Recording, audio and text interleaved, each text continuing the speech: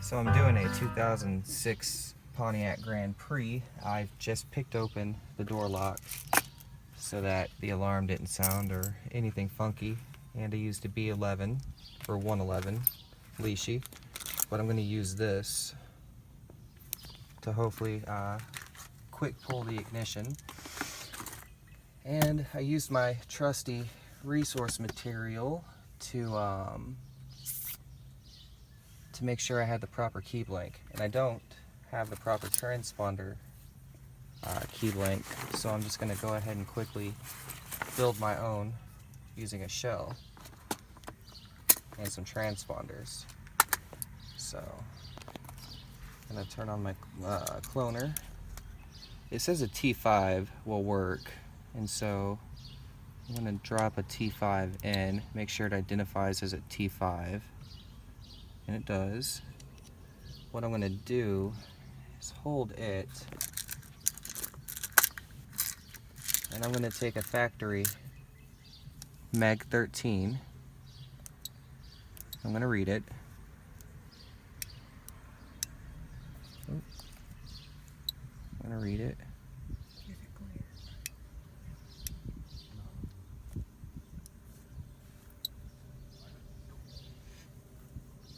Okay, so there it has read the data of the Meg 13, so I'm going to clone that to a T5 real quick.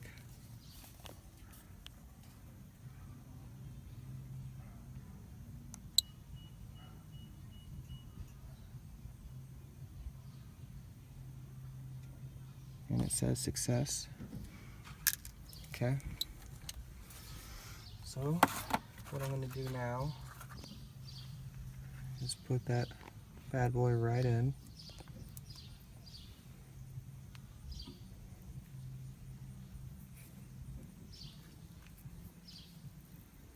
And it's not fitting properly. Hold on.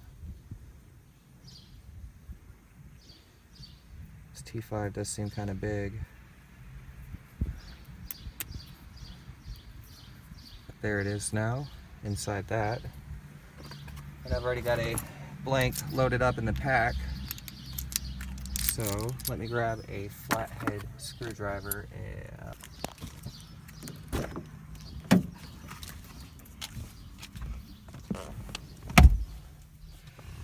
so I'm just going to remove this cover gently.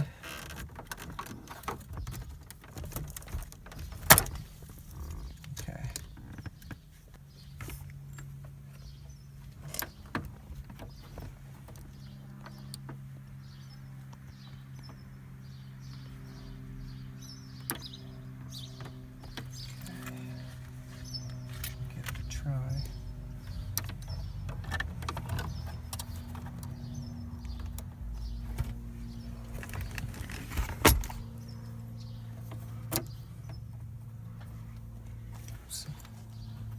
Okay.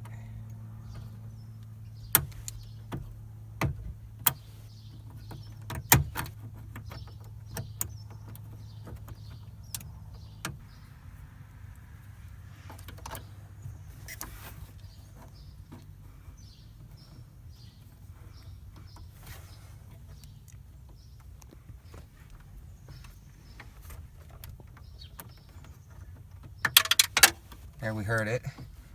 That's a good sound right there.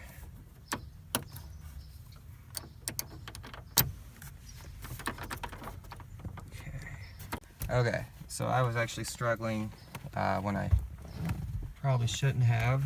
Oopsie daisies. But here it is, out. I feel like a dumbass, but there it is. And as you can see, that's what we did to it. And I'll take... Did I bring my little pack with me? I left it in the van. So instead of fishing for that retainer that fell, I just carry replacement ones. And what we do is just bend it back into shape. And that'll keep it in. So instead of hunting for wherever that one went under here, and God knows where, we just replace it and alleviate the hunt. I've run the code, and this is what I got. So I'm going to cut a test key real quick, and the test key is a B106, but the transponder keys that I brought are going to be B111, meaning that they will be able to pass that warding, that extra warding.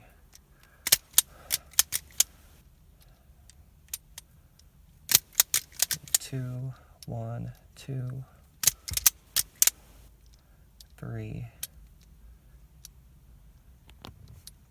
Almost made a miscut. I might have, but we'll see.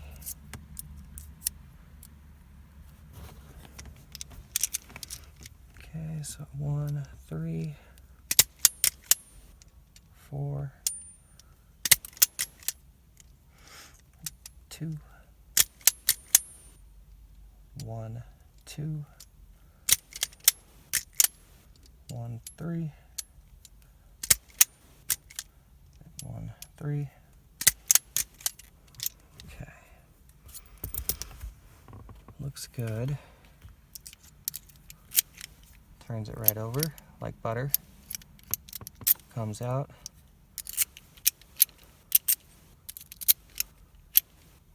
Cool. So when we get it to the right position, the retainer depresses. When it's not at the right position, it protrudes. That is what will lock it back in place. Oh yeah, I've got to turn this to match it.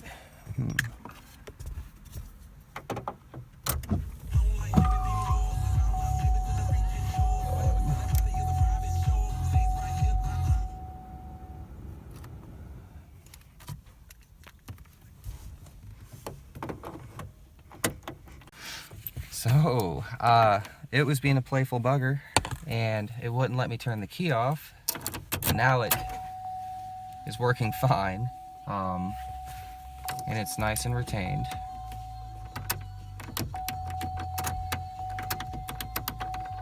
Okay, which is good. Both sides of the key work. So we're gonna put the cap back on it. Make sure we're not gonna break it accidentally. All right, so now I'm just gonna go ahead and plug in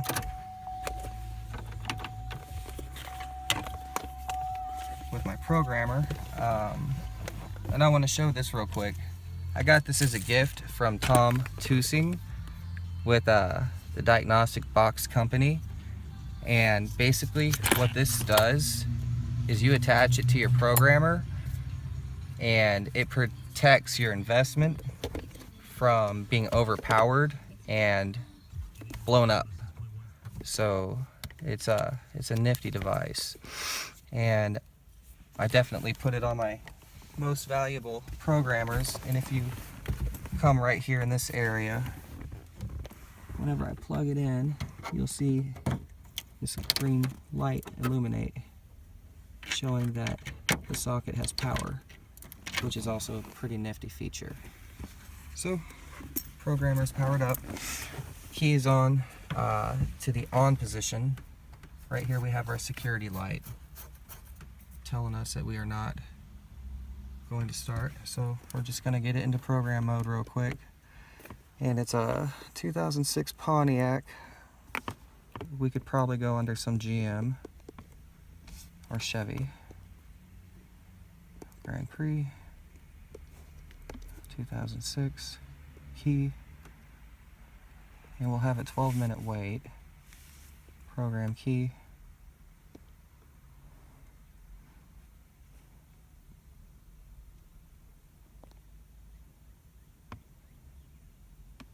Okay, so there's the wait. While we're waiting,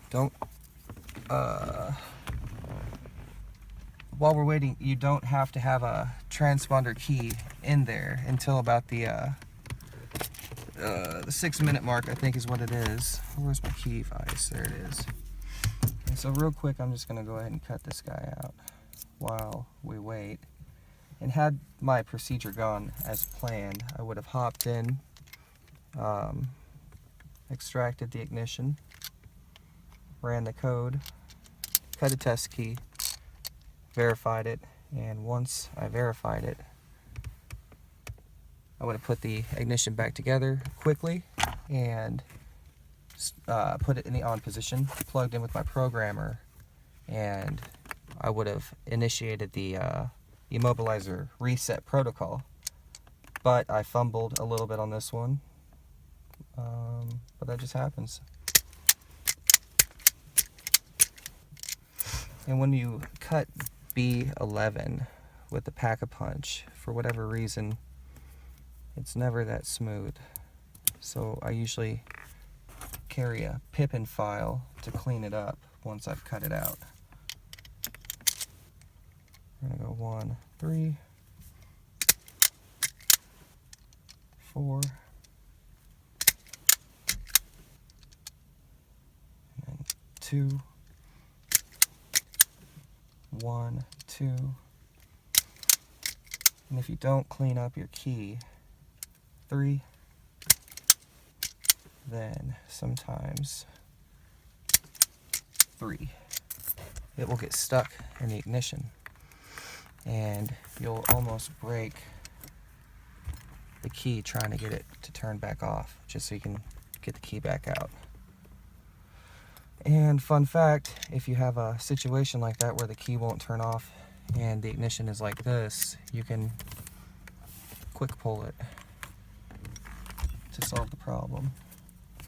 But as I said before, there's a few high edges. This side on this key is higher than the side over here. You can see it actually slopes, so we have to eliminate the slope just with some careful filing.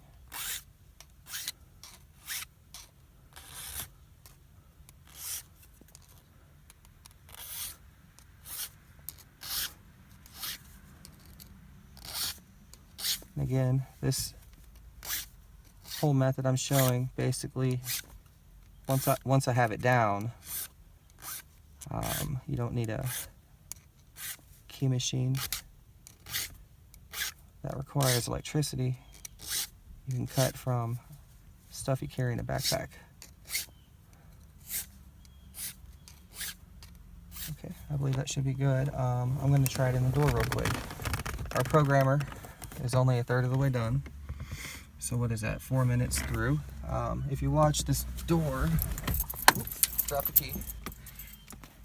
But if you watch this,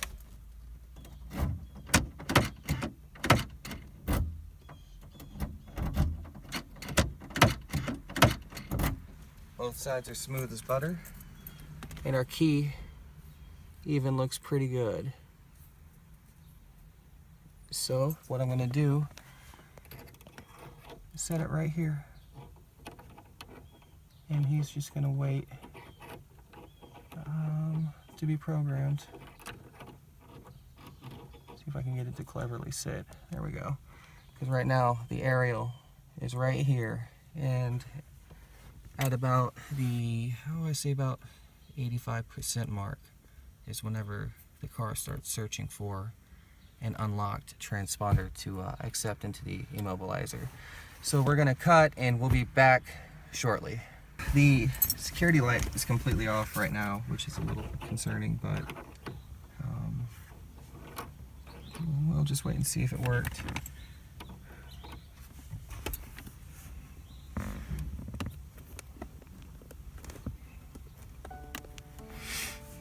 Again, the whole time, this little guy right here is keeping my investment safe. So again, Tom, thank you for that. And if you're a serious automotive locksmith, I highly recommend you buy it. It's like $100, and You know, it could save your $15,000 investment one day. Because sometimes these cars can be a little ghetto. I tell my customers cars are like people. They may look healthy, but we don't know until we run a full diagnostic. Could be a gremlin in the system, and I equate that to like a tumor hiding that we don't know about. You just never know.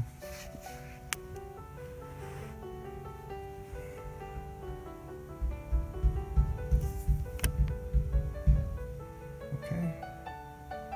So if you watch over here, when I disconnect the device, actually the security light just rebooted. I guess it didn't detect the key yet, so we will unplug. And what I'll do is just hold this next to it, pull this out, put this in. We're gonna watch the security light. And all is good. We have ignition. If you look at the cluster, access granted to full control of the vehicle. We have throttle and everything, and my key is buttery smooth both ways. And it doesn't come out, which is a good thing. We don't want that to happen, especially after we mess with the retainer. So that's that in a nutshell. You saw me struggle. I'll get better, but I just wanted to share this methodology and also some of the cool technology that I get to use. So definitely, if you're into automotive, or you want to be, and you're looking at programmers, I don't care what anybody says, buy this if you're going to seriously consider it. Even if it's for your Snap-on scanning tool or anything, buy something to protect it, because you never know. Anywho, thanks for watching, and have a good day.